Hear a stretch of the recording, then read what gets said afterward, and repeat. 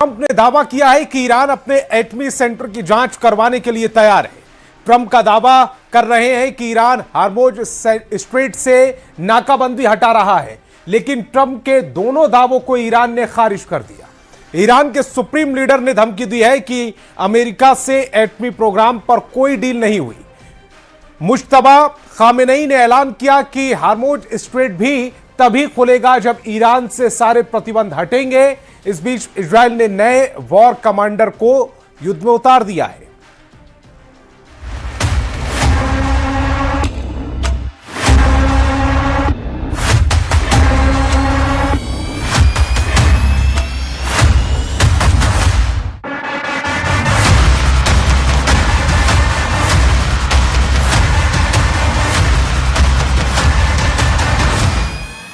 चौबीस घंटे के अंदर ईरान में कुछ ऐसा होने वाला है जिसके बारे में सिर्फ 4 लोग जानते हैं। पहले हैं डोनाल्ड ट्रंप, दूसरे हैं बेंजामिन नेतन्याहू, तीसरा नाम है जेडी वेंस और चौथा नाम है पिट हेग्सेथ। एजेंडा साफ है, ईरान का एटमी प्रोग्राम अब सीक्रेट नहीं रह सकता। अमेरिका और इजराइल बराबर की डोज ईरान को फिर से देंगे। इस बात पर ट्रंप ने मुहर लगा दी है।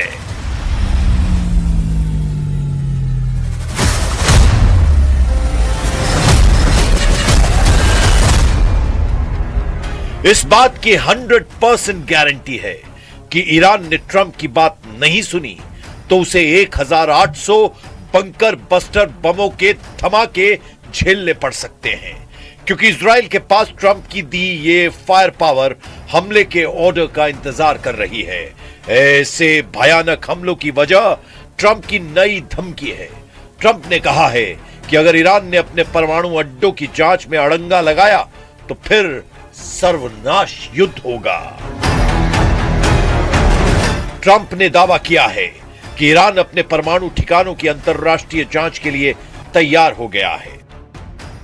ट्रंप के मुताबिक IAEA की निगरानी से दुनिया को भरोसा मिलेगा कि ईरान परमाणु हथियार नहीं बना रहा।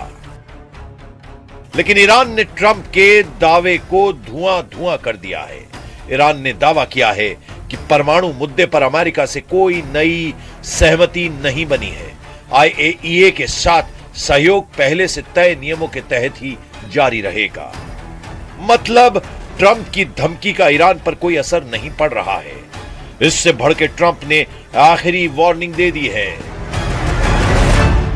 If Iran doesn't live up to their agreement, or if they're not behaving, I will do what I have to do. Trump को ईरान के तेवर नापसंद हैं। उन्हें ईरान की अकड़ पसंद नहीं आ रही है, जबकि ईरान दावा कर रहा है कि डील में एटमी सेंटर की जांच का जिक्र तक नहीं किया गया। फिर अचानक न्यूक्लियर साइट पर ट्रंप रेड क्यों डालना चाहते हैं? ما نه دیداری با مدیر کل آژانس بین‌المللی انرژی اتمی داشتیم و نه برنامه‌ای برای بازرسی آژانس از تأسیسات هسته‌ای آسیب دیده ایران ناشی از تجاوز نظامی آمریکا و رژیم صهیونیستی داریم. اساساً در این زمینه هیچ شیوه‌نامه‌ای وجود نداره. अमेरिका इजराइल ने ईरान के परमाणु हथियारों के सफाई के लिए यह युद्ध शुरू किया था। इतनी भयानक लड़ाई के बाद भी एटमी थ्रेट बरकरार है। इसीलिए ट्रंप समझौते के बीच फिर से एटम बम को सेंटर स्टेज पर ले आए हैं। ट्रंप की हिट लिस्ट में ईरान के परमाणु ठिकानों में नंबर 1 पर नतांज न्यूक्लियर साइट बताई जा रही है, जहां इजराइल अमेरिका ने बमबारी कर भारी तबाही मचाई थी।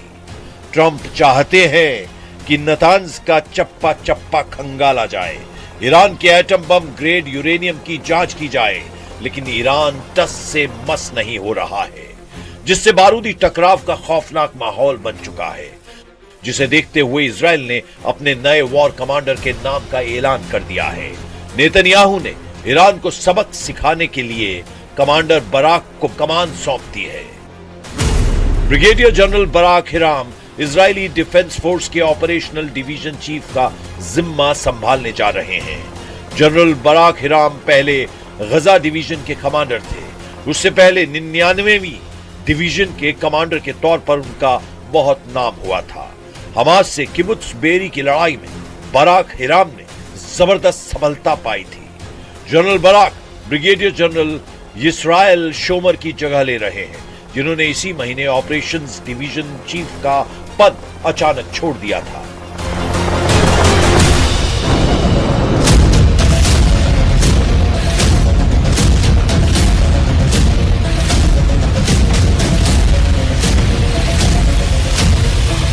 आईडीएफ की ऑपरेशंस डिवीजन युद्ध, इमरजेंसी और डेली ऑपरेशंस का काम तेल अवीव में किरिया हेडक्वार्टर की निगरानी में संभालती है, जिसका सीधा कनेक्शन पीएम नेतन्याहू से रहता है। इस बार इजराइल का इरादा ईरान की ज्यादा से ज्यादा एटमी साइटों को तबाह करने का है, लेकिन ईरान के एटमी अड्डों को बर्बाद करने की अब तक जितनी भी कोशिशें हुई हैं, उनका कोई खास असर दिखा नहीं है। लेकिन अमेरिका इजराइल से ईरान को सिर्फ एटमी खतरा नहीं,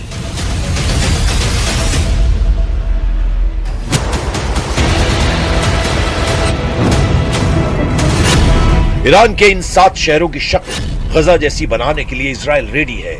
यहां लेबनान जैसे खंडहर ट्रंप बना सकते हैं। इन सभी शहरों में सीरिया जैसी बारूदी तबाही की शुरुआत किसी भी वक्त हो सकती है, क्योंकि इजराइल और अमेरिका दोनों को ईरान के एटम बम से डर लगता है। ट्रंप कई बार ये दावा कर चुके हैं कि अमेरिकी किसी भी कीमत पर ईरान को एटम बम नहीं बनाने देंगे, लेकिन ईरान ने सभी प्रतिबंधों को हवा में उड़ाकर न्यूक्लियर हथियारों के कारखाने को एक्टिव कर रखा है। ईरान के परमाणु हथियारों के गोदाम के तौर पर 5 अड्डों की निशानदेही हो चुकी है, जिसमें सबसे पहला नाम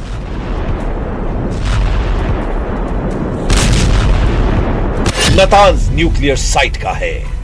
नतांज में ईरान का सबसे बड़ा यूरेनियम संवर्धन प्रोग्राम चलता है। ईरान की राजधानी तेहरान से लगभग 300 किलोमीटर दक्षिण में नतांज इस्फहान सूबे में है, जहां 2 प्लांट लगे हैं।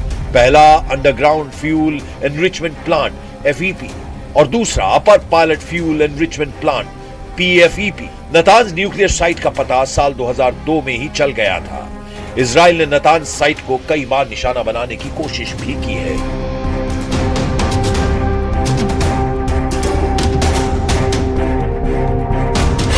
मुस्तफा खामनेई के एटमी अड्डे में पहाड़ पर बना एक ठिकाना भी है। ईरान के कौम शहर से 20 मील दूर फोर्डो परमाणु प्लांट है। साल 2015 में इस समझौते के बाद ईरान को फोर्डो में यूरेनियम संवर्धन बंद करना पड़ा था। हालांकि अब यहां 1000 से अधिक सेंट्रीफ्यूज काम कर रहे हैं। पहाड़ी परमाणु प्रयोगशाला की तर्ज पर ईरान ने इस्फहान में भी न्यूक्लियर हथियार का कारखाना बना रखा है, जहां fuel plate fabrication plant, uranium conversion facility तैयार की जाती है। इन्हीं से यूरेनियम को यूरेनियम मैक्साफ्लोराइड में बदला जाता है, जिसे सेंट्रीफ्यूज में डाला जाता है। इस्फहान में यूरेनियम मेटल बनाने के उपकरण भी है, जो परमाणु बम के कोर को बनाने में किया जा सकता है। IAEA ने हाल की जांच के बाद कहा कि इस्फहान में सेंट्रीफ्यूज पार्ट्स बनाने की मशीनें हैं।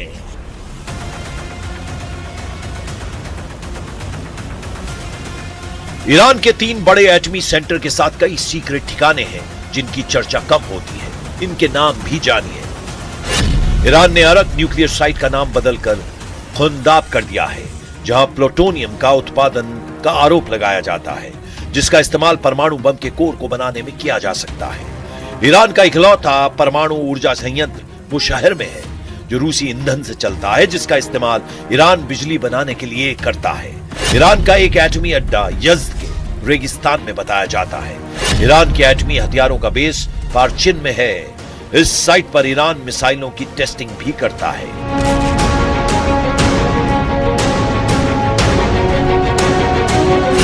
इनके अलावा खामनेई की एक एटमी लैब राजधानी तेहरान में भी है, जिसे तेहरान रिसर्च सेंटर का नाम दिया गया है। इजराइल मानता है कि ईरान ने एटमी हथियार बना रखे हैं, उन्हें सीक्रेट लोकेशन पर छिपा कर रखा गया है। ईरान के एटमी हथियारों की रेंज में पूरा इजराइल आता है, इसीलिए नेतन्याहू किसी भी तरह का रिस्क लेने के लिए तैयार नहीं है। उन्होंने यह तक कहा है कि इजराइल को जल्द वो हथियारों के मामले में आत्मनिर्भर बनाने वाले हैं। वेस्ट बैंक में मिलिट्री कमांडरों के साथ बैठक में नेतन्याहू ने बात कही कि इजराइल अमेरिका के हथियारों के भरोसे ईरान जैसे दुश्मन से युद्ध नहीं जीत सकता, इसीलिए वो खुद अपने हथियारों को बनाने पर जोर दे रहे हैं। उधर ईरान इस बात पर जोर दे रहा है कि इजराइल लेबनान पर हमले बंद करे। यूएन में ईरान के राजदूत ने लेबनान को रेड लाइन कह दिया है। Security and territorial integrity of Lebanon should be respected. The war against the Lebanese people should be stopped. There shouldn't be any new attack against Lebanon. And we believe that the termination of war and military operation in Lebanon includes the withdrawal of the Israeli forces from Lebanon territories and ending the occupation. Beirut की सड़कों पर Iran के पूर्व और नए supreme leader के billboard लग गए हैं। लेबनान के लड़ाके इजराइल को टक्कर देने का ऐलान कर रहे हैं। मतलब युद्ध रुकने के आसार फिर से कम होते जा रहे हैं। 24 घंटे के अंदर ट्रंप का मूड नहीं बदला तो ईरान को डरावना सरप्राइज मिल सकता है।